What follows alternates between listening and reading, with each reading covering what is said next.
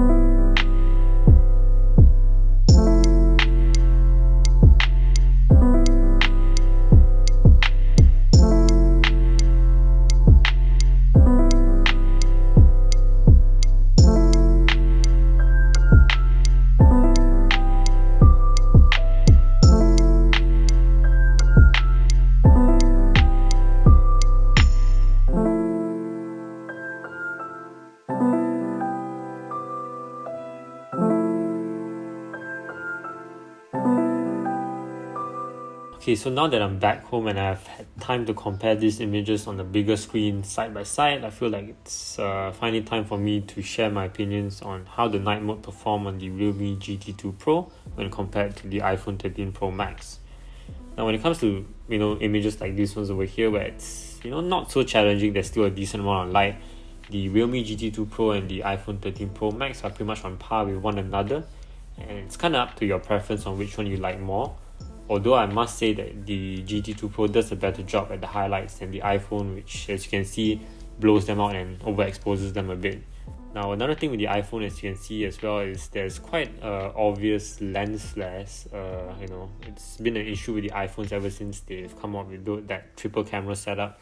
You can see that there's a lens flare over there, and it's pretty obvious as opposed to the one on the GT2 Pro, which while it's still there, it's a lot more subtle. And overall the image looks a lot cleaner than the one from the iPhone.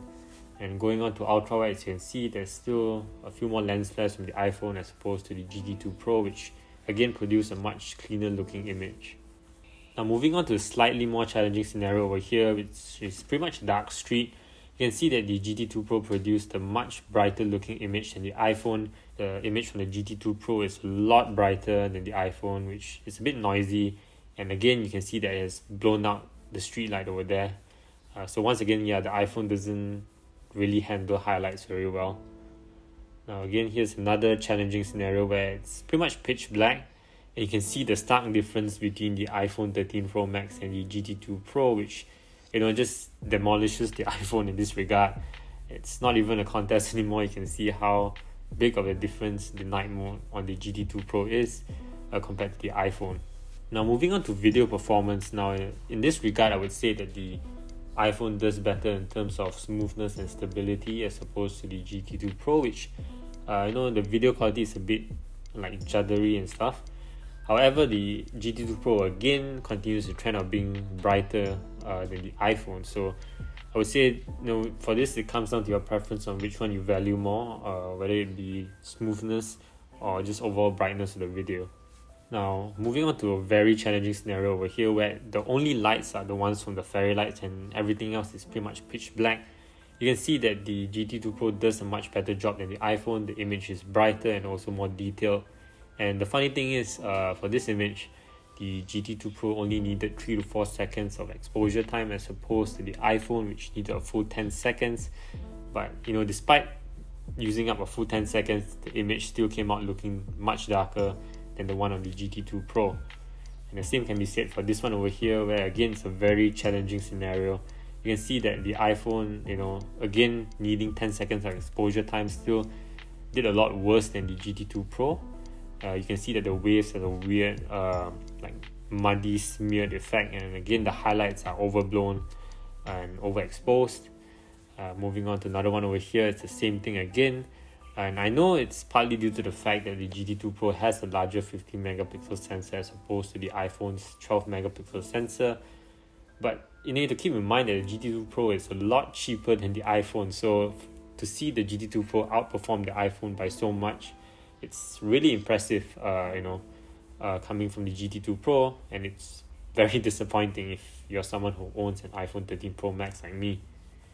So yeah, that's pretty much it for the video. I would say overall the GT2 Pro has the better night mode than the iPhone. Produces brighter images, more detailed images, and also takes less time to produce those images as opposed to the iPhone. And the best part is, of course, the GT2 Pro is significantly cheaper than the iPhone. So yeah, that's it for the video. Hope you guys did like it.